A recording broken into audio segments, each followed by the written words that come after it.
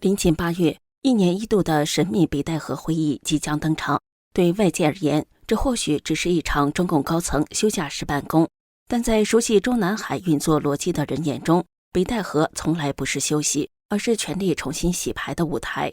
根据港媒《星岛日报》最新披露，中共预计在本月底召开一次政治局会议，随后中共领导人于8月初前往北戴河，展开为期2周的集中办公与闭门会议。据称，中共中央军事委员会前委员、政治工作部主任苗华极可能在北戴河会议期间正式被定调，罪状公布在即。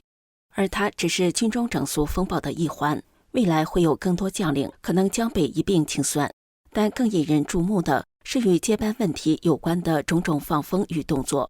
多个管道讯息指出，习近平健康出现问题，政局内外压力较之下，不得不开始启动接班安排的讨论。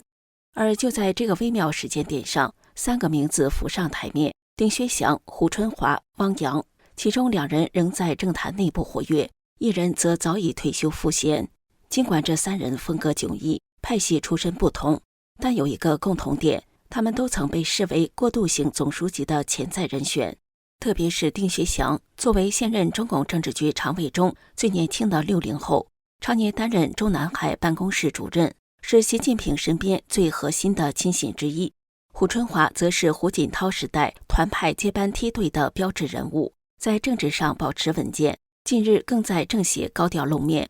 而汪洋则是一位早年被视为改革派旗手，如今已退居幕后，却再度被传回归的重量级人物。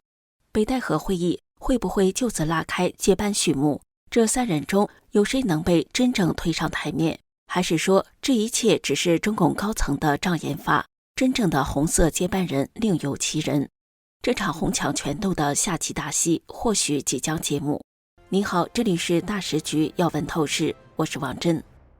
丁薛祥也被外界认为是习家军之一。从2007年习近平短暂主政上海开始，丁薛祥就已是其副秘书长兼办公厅主任。2人虽仅共事7个月，但丁薛祥成功在江泽民与习近平2股势力之间左右逢源，最终进入中南海，担任总书记办公室主任，成为中南海大管家。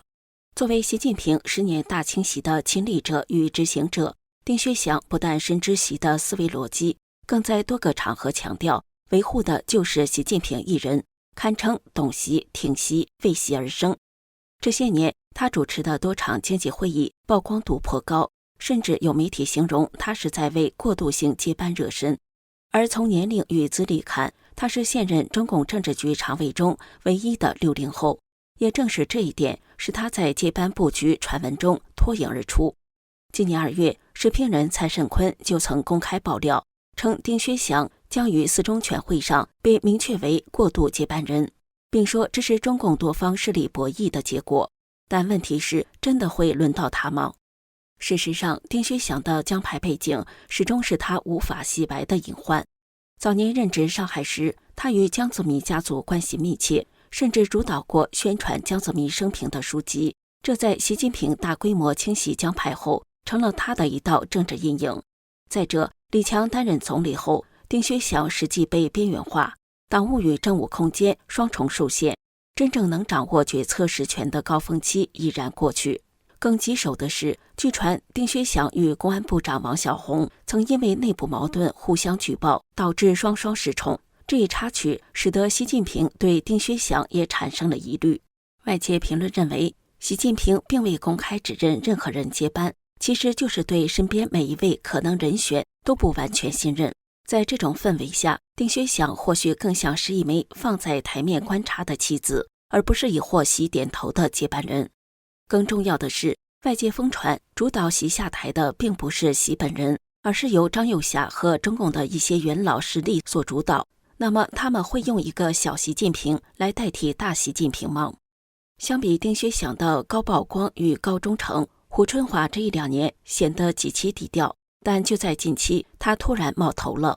6月23号，中共政协常委会议召开，主持人竟然是胡春华。要知道，按惯例，这例会议不是由政协主席王沪宁主持，就是由排名第1的副主席施泰丰主持。而这次胡春华位列副主席名单中排名第2，却破格主持了开幕会议。不少观察家立即解读为这是在给胡春华发信号。更有趣的是，这次会议的主题是深化经济体制改革，而胡春华出身共青团，风格务实，在改革与稳定的形象上与李克强有不少相似之处。再加上他自去年底起频繁出访，从西班牙到非洲、越南，又到辽宁考察，曝光度异常活跃。这不像是一位被边缘化的虚职官僚。那么胡春华有机会东山再起吗？从履历来看，他是典型的规划型接班梯队产物，从西藏起步，河北历练，内蒙古主政，广东施政，直至国务院副总理，履历堪称标准化。因他是胡锦涛隔代指定接班人的热门人选，他还被叫做小胡。但也因为这层背景，在习近平崛起后，团派被整肃，胡春华成为被清零的象征。